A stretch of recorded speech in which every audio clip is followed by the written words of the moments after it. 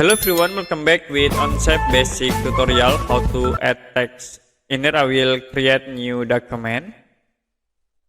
We're waiting to go into drawing area. As example, I will draw simple 3D models. Click sketch, choose top plane, and I will draw rectangle in here.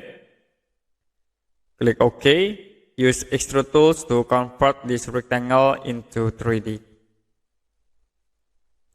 If you want to add text in the top face of these 3D objects, first click sketch, select this top plane, click top view. Now to create text, use this text tool, and I will draw in here text. For the name, I will set into example, click OK. So to be automatically add text. Now we need to resize this text, select at this line, right click, and choose transform sketch entities. Click at this point to resize text. I will move into this point. If you're done, you can click outside to be automatically resized. And to move, click at this point. You can move into center point. Click OK. Now use extrude tools to convert this text into 3D. Click here, extrude. Select text objects.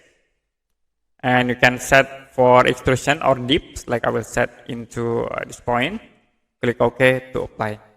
So we already add text into these 3D models. And if you have any question about this tutorial, you can comment below this video.